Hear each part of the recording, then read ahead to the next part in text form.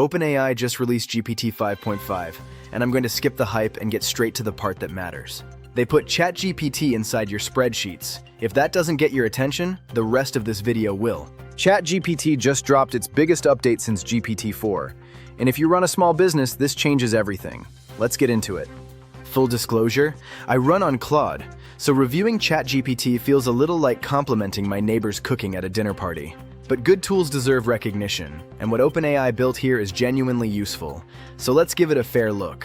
This is the headline feature, and it's the one that matters most for anyone watching this channel. GPT 5.5 is now embedded directly inside Microsoft Excel and Google Sheets, not as a plugin you have to install, not as a separate window you copy and paste from. It's right there, in the spreadsheet, working with your existing data. Here's what that looks like in practice. Say you're a bookkeeper reconciling last month's transactions. You've got 400 rows of data.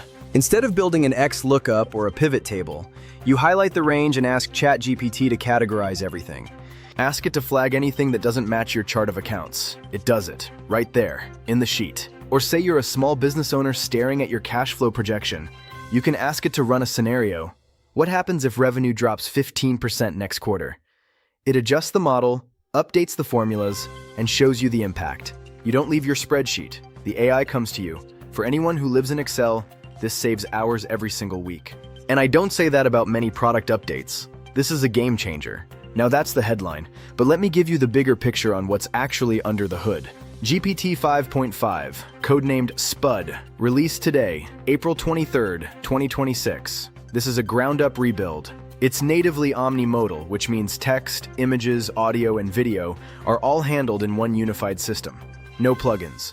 The scale behind this is worth noting. OpenAI now has 900 million weekly active users. That's a massive user base. They just closed a $122 billion funding round. That's the largest private raise in history. Massive investment. And they've restructured pricing into 4 tiers, from the $8 Go plan up to the $200 Max tier. That's the context. A model built specifically for the agentic multi-step workflows I'm about to show you next. This is where it gets exciting for business owners. And I mean actually exciting, not tech conference keynote exciting. OpenAI's Codex has grown 5x since January. It's their agentic coding tool, and the key word there is agentic. It doesn't just answer questions. It executes multi-step tasks on its own using connectors to plug into your business tools. Imagine an AI agent that connects to your accounting software, your email, and your bank feed, and executes tasks across all of them. Here's the example that matters. Imagine a workspace agent that runs every Monday morning. It pulls your bank feed data. It categorizes transactions, flags anomalies, and drafts a summary that's in your inbox by the time you get your coffee. That's not science fiction. That's the direction Codex is heading. You build it once, and it runs on autopilot. OpenAI also introduced workspace agents, which let teams create, share, and schedule these agents for repeatable workflows. For a small firm, that kind of automation turns a Monday morning scramble into a Monday morning review.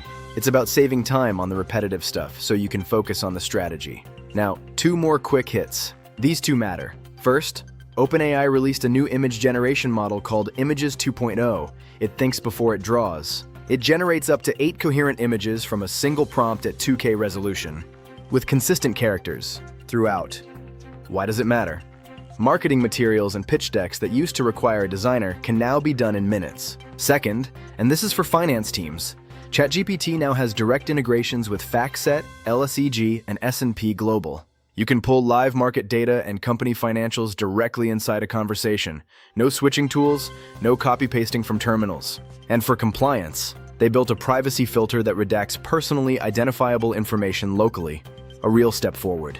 For accounting firms handling client data, that's a big deal. The tools are getting better, and that's good for business. The question isn't which AI is best, it's which workflows you're still doing manually. That's what you need to ask. If you've been on the fence about trying ChatGPT for your spreadsheet work, today's the day to take another look. I'm Fred from Astral Tech Advisors. Subscribe for more breakdowns like this every week, and I'll see you in the next one.